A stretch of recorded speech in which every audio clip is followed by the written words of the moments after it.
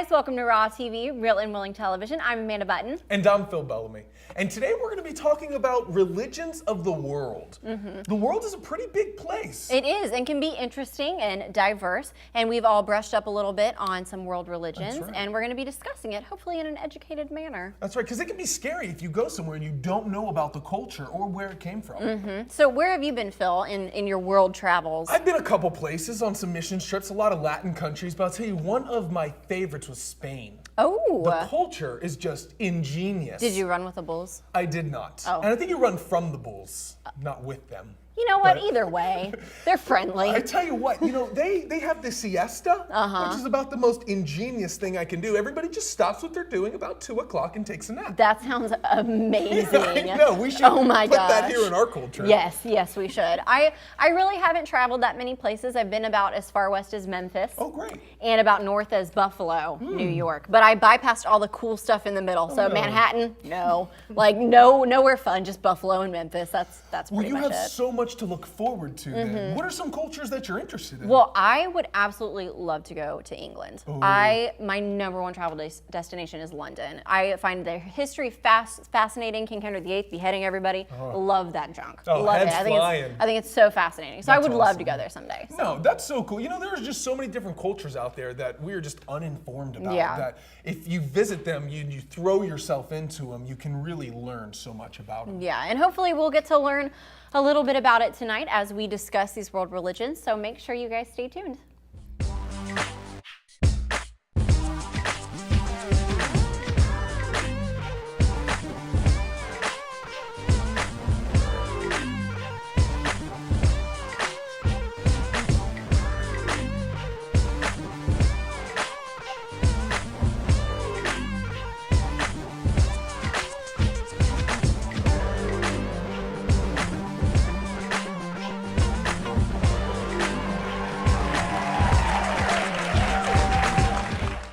All right, as we discussed, we're going to be talking about different religions outside of Christianity, because obviously we all know a good bit about Christianity. Yeah. Do you think that we here in America, Americans, Christians, are ignorant of other religions? Yes. Yeah. Yes, with a capital Y, yes. Very much so. Very. Definitely. Like, I will be honest, until we decided to really dig into this show and research this show, I was never forced to research other religions.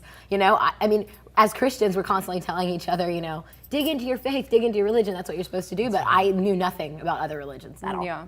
At all. And I think a lot of times we get the knowledge that we know from like a sitcom or Yeah. from the news, which is never actually probably completely accurate. Yeah. So Yeah. I agree with Alex. Like, definitely my view on religion would be based off movies and like things society puts out there. And like, Christians get made fun of a lot for a lot of things, but Yeah. so do people that are Hindu or Buddhism and all that crazy Jewish people. Like, so you always hear those crazy jokes and those rumors and myths. So that's all I know before I studied. I think there's a lot of like preconceived notions about our religion, but about every religion. sure. Yeah. So going into this and trying to research more, it was actually hard to separate the things that everyone says from things that they actually believe. That was sure. hard. And actually narrowing it down to being like, okay, what are their core beliefs? Like, that was something that was very interesting for me to study. Oh, So absolutely. Yeah. Like, when I started researching, I was like, oh, but I thought they believed this. And I just realized that may be a stereotype. And, like, I feel bad that I believe stereotypes about other people's culture and religion. yeah, because but there's so many stereotypes about us. so many stereotypes about Christians. So it's just so across the bad. board for Yeah. everybody. Isn't it funny? We talked about this. Why are Christians so? And then when you type that in, it finishes it for you, and it's never a good thing. It's always If you Google On that. Google, that's Yeah. so bad. true. And it's like that for other religions too. So I think maybe all of us need to be more informed, more educated, and be on more it. open. Why do For you sure. think Christians, as passionate as we are about Christianity and we follow the Bible and the teachings, why do we just set everything else aside and say, Hindu and Buddhist and Mormonism, we just don't even want to look at it because we're so focused on our own religion? Maybe it's a little bit of fear. Yeah.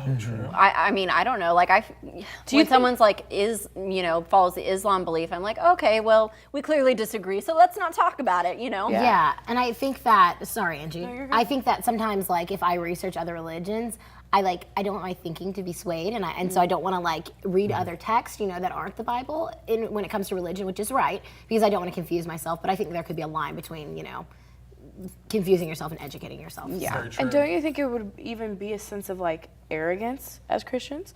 Because a lot of people are like, so like, well, I'm Christian and I know what I believe is right and that's it. So forget everybody else, forget what they believe, forget all that. So No, I to totally me, a lot of agree. people would be like, stuck up in their own ways. Yeah. No, So- that's something I hadn't even thought about before, that we were like, oh, well, we're right, so why even bother with anything else, you know? I think it's super important to get educated on other religions, though. Sure. Like, Why do you super think important. so? I think it's important because, God wants us to go into all the world.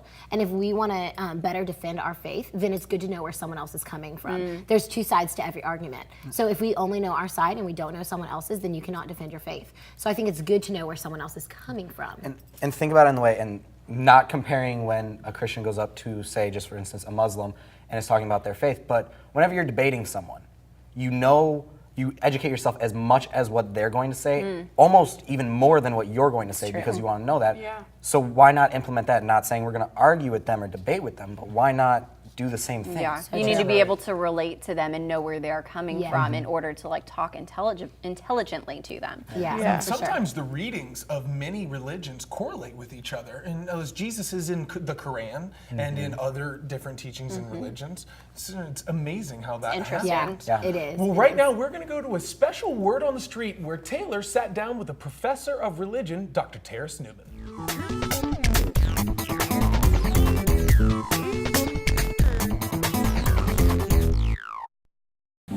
Why is it important to be educated on other religions if you already identify as a Christian? Well, several reasons. First of all, the only alternative to that is the Christian bubble, where it's 72 degrees and our faith is never challenged and we just insulate ourselves from other people and never talk to them and we never reach them with the gospel. Another reason is that there are fellow citizens. We are in a democracy, we live with them, and Jesus kind of reached out to people who were different from himself too. Wow. So for all those reasons, I think we should Yeah. reach out to others. Definitely. So in the Bible, what was Paul's approach to people of other religions and belief systems? The best approach is in Acts 17, where Paul went to Mars Hill, in Athens, which is a secular university city, where Socrates and Aristotle and all of them were. And he came in and he saw all the idols, the different religious beliefs, and his spirit was provoked. It really bothered him. Now, he could have withdrawn into the Christian bubble, but it says no, he daily reasoned with them in the marketplace and in the synagogue. And the Greek word for reason there is dialogismos. He dialogued with them. So Jesus wants us talking to people, and Paul did that. The whole story's in Acts 17. Wow. And that's based on the incarnation. He is out there right in the middle, even though the other beliefs may bother him, he's right there in the middle of it. Interesting. Okay, so let's look at Jesus. Okay. What can we as Christians here in the States learn from Jesus in response to people who don't believe in him? His encounter with the Samaritan woman, he purposely put himself in debt to her. Give me a drink of water. His disciples are shocked that he's doing that. Then it opens up the conversation, even though she believes the wrong thing. And of course, not just the Great Commission, but the Great Commandment. Love God with all your heart, soul, mind, and strength. Yeah. And love your neighbor as yourself. And so Christ has told us to do that. It's part of loving the neighbor is speaking to them and understanding them. Wow, wow. Well, thank you so much for all of your knowledge on this, Dr. Newman. I really appreciate it. All right. I Thank hope you for inviting guys- me. Of course. And I hope y'all have all learned something about how to communicate with people of other religions. All right, thank you for that interview. Yeah. Professor Newman is very, very educated. He's a world Super, religion professor for here at sure. Southeastern. So that was great to hear his perspective on why we need to know other religions. Yeah, that was definitely. great. So I know that we each kind of took a religion and we're like, let's dive into it more. So we each picked one. Yes. And I will be honest, it is hard to dive into a religion in a week. my gosh. They're so complex. So what are some of the things that you guys learned, and which religion did you study? I'll go first. Okay. Okay, so I had literally 4 pages worth of information that I got down from Buddhism, okay? But I was like, okay, well, I need to narrow this down super short. So this is what I got. I'm going to read it, okay? Buddhism is the 4th largest religion in the entire world, okay? It's more of a philosophy than anything. Their rites of passage is faith, no, I'm kidding. Birth, marriage, and death. It's appealing to people who believe in the possibility of transformation, the belief and philosophy of the true nature of things. Buddha is said to be the great physician for good reason. So you have to put everything into practice, seek, practice, and that would equal happiness. I have a question. Can I ask a question? Okay, so Buddha isn't really their god. No, because they don't really have a god. No, Okay. they don't have a god. I feel like most people don't know that. They don't have a god. I Yeah, thought they they just think the big worshiped old him. fat belly guy is like the man. You No. rub it for good luck. So better way, instead of thinking of him as a god, is like an ultimate teacher almost. Like, Facilitator. Is that He what was it is? actually a regular human being who just felt that he wanted to do good, and he looked at the deeper meaning of life. So everybody was like, "Oh my gosh, Buddha, you're so smart," you know, and they decided to follow him. That is very interesting. So Buddha means one who is awake, aka woken up to reality. So understanding life in the deepest way possible. Wow. Meditation is believed where one could free the spirit by denying the flesh. Huh. Wow. Interesting. That's what I got. Where is that religion mostly found in the world? Asia, okay. Thailand. I saw a lot of that. And they're so if you're a follower of Buddhism, you're a Yes. Buddhist, but you also have Buddhist monks. And You have are they monks just and you have extreme nuns. followers? Wait, you have extreme. nuns? You have nuns. They says monks and nuns. So I guess there's women as well that follow that would probably do very similar practices as monks. Yeah. And it's very, very strict becoming a monk and following that. You start at a young age, and it's really intense. Yeah. Wow. It's You know? interesting that they look at it as more of a philosophy than a religion. Yep. And it's really It's just more, a way of it life. seems more inward Yeah. than anything. The thing that Good like, vibes. stood out to me with that is like it like seems like a lot of striving and a lot of striving to get to a certain level. So Yeah. Yeah. Like You know. always trying to reach the Always next trying, step. you know? Of happiness. They do have levels that Yes. you reach, Yeah, yeah, levels yeah. of consciousness. That's unbelievable. It's interesting. So interesting. So what are some of the other things that you guys learned? Yeah. Well, I learned about Judaism. Oh. And so one thing that struck me right away was the fact that it's not just a religion. It's an ethnicity and it's a culture. So it made things a little interesting when learning because it wasn't just, okay, here's something about a religion. It was like, well, this is what we also do. Wow. The other really interesting thing was, and I'm going to butcher these words, I'm just going to say that right now, but the fact that where you grew up and in the world depends on what kind of Jew you are. So if you were in Eastern Europe or America, you were an Ashkenazic Jew. Okay. We'll go Nailed with that. it. Yeah, right? That's so good. And then if you grew up in North Africa or the Middle East, so Israel and all that area, you are a Sephardic Jew. Okay. That word is so much easier to say. Yeah. But it was just, that was a really interesting thing. The other one part that was cool was the fact that Messianic Jews. Yeah. And those My are parents. Yeah, Angie's Yeah. parents are Angie's Messianic parents. Jews. they're Jews who believe in Jesus Christ as a Messiah. Because most Jews stay with the Old Testament and all that. So Yeah. that was a very interesting thing I found out as Interesting. well. We do Shabbat Shalom, and we have Shabbat every Friday. So That's neat, too. awesome. That is so cool. That's so cool. Well, I am studying Mormonism. And I always had these weird thoughts about Mormonism. I don't think I was fully educated on it. The interesting is like it kind of is by most standards a newer religion. It's not as ancient as most religions. It actually originated in the 1820s in New York. Wow. I would say that the founder is Joseph Smith, but he's not really the founder. He believes that he was divinely told about this religion by God. Wow. So he didn't just found it on his own, is what he says. He says that the Lord told him about these gold plates that had an ancient language on them. The funny thing is the language was actually like indigenous, is what he says. It was an ancient indigenous language, so no one else can interpret it but him. What? Which I know we immediately want to laugh at, but I mean, clearly he started a religion with this, and a lot of people follow Mormonism now because of this. And so I learned a lot of interesting facts about it. It's also known as the Latter-day Saints Church. It is a very successful religion, as in there's a lot of followers worldwide. Especially considering it's so new. Of Mormonism. Yeah, and it's so new. It's not as ancient as most religions. They have 3 different books. They have one well, basically, it's the great Pearl of Great Price. So it's a collection of stuff that Joseph Smith wrote. And they also have the Book of Mormon, which is stuff basically that they've added onto the Holy Bible, because they do identify with the King James Version of the Holy Bible, which I thought was interesting. I think a lot of people that aren't Christians get confused and think Mormonism is Christian. But That's what I was gonna say. it's Isn't it not. similar? It really isn't. And they don't say that they are. They say that they're the one true church and that the rest of the Christians aren't. Wow, that is it's so interesting. There's so much that we're learning about Seriously. Yeah, it's interesting. Well, hey guys, right now we're going to go to top 10 with Angie and Alex.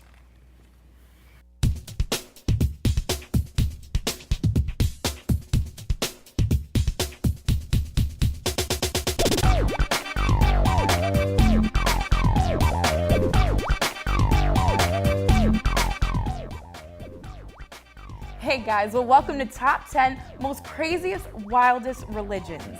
Starting at number 10, Church of the Subgenius. They believe in the religion of UFOs. It's out of this world. Out of this world. Number 9, Nation of Yahweh. They believe that people of color were the true Jews, and the Garden of Eden is in the motherland of Africa. Interesting. At number 8, we have the Creativity Movement. They believe that white people are deities. It's a white separatist organization that advocates the whites-only religion. Creativity. So you're a god? Well, according to them. Anyways, number 7, Jediism, the religion that was inspired by Star Wars. May the force be with you. At number 6, we have appliantology. If you love your microwave and refrigerator enough to worship it, this is your religion. See, that's just fat. Number 5, Scientology. If you want to jump on a couch, then go ahead and join the religion. Tom Cruise. I got you. At number 4, we have happy science religion. It's basically, let's bring all the happiness to all the world. Well, that's beautiful, right? Nice. Number 3, Rastafarianism, the religion that believes in rocking dreads and eating raw food. Bob Marley, brethren. I wish I could do that with my voice. At number 2, we have the pancake religion, in the name of the knife, the fork, and the Saint Pancake. See, that's just fat again, Alex. Number 1, last but not least, Pastafarianism. The pasta monster created the world. You know, actually, that was supposed to be Italian accent, right? Yeah, that was I bad went accent. back to Jamaican. Alex, aren't you Italian? Yeah, but that's a little racist. We don't believe in that. We like pasta. We don't think it created the world. But hey, guys, that was your top 10 most weird and obscure religions.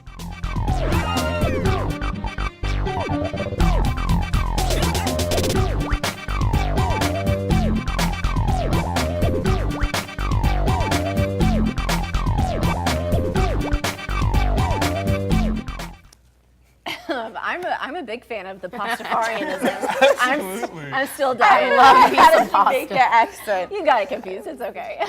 So we're going to continue our discussion on world religions. Me and Phil also talked about or read and researched some religions. So which religion did you research? I had Hinduism. And so, I mean, and I tell you what, there is literally, you try to find information and they don't know much about it.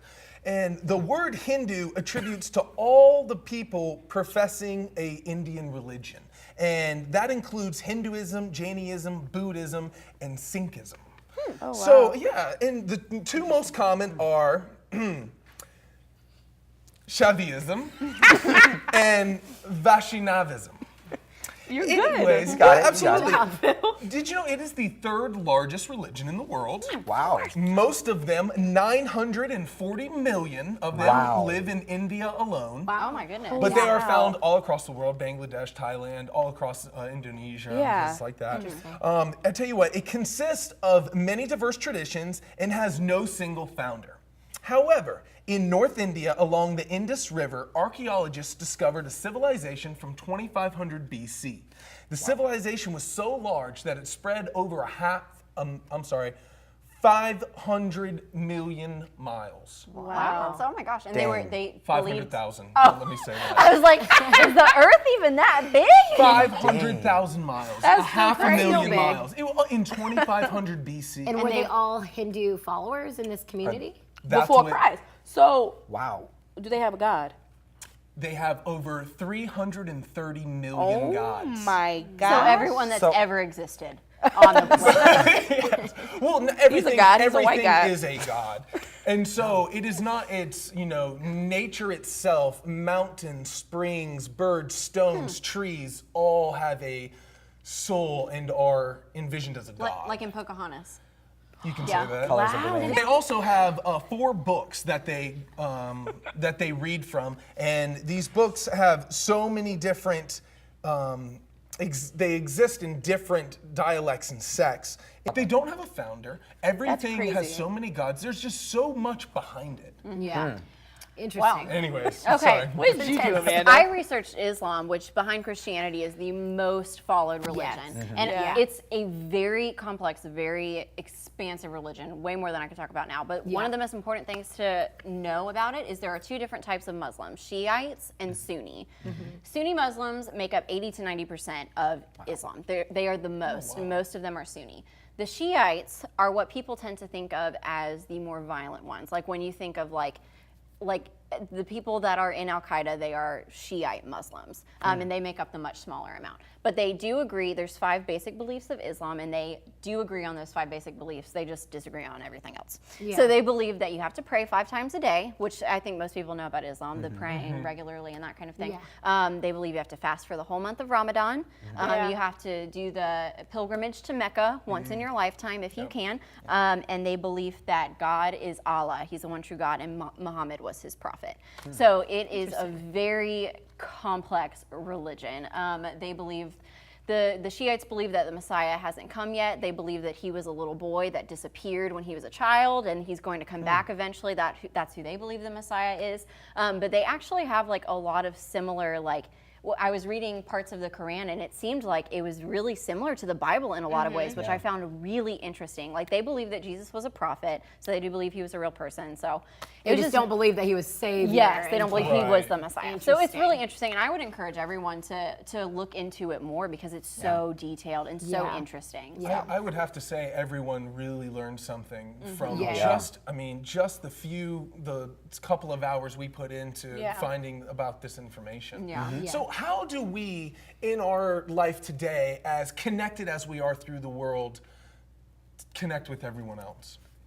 I think it's really hard, but I think the most important thing is to love people and to show love to others, even if they believe differently to us.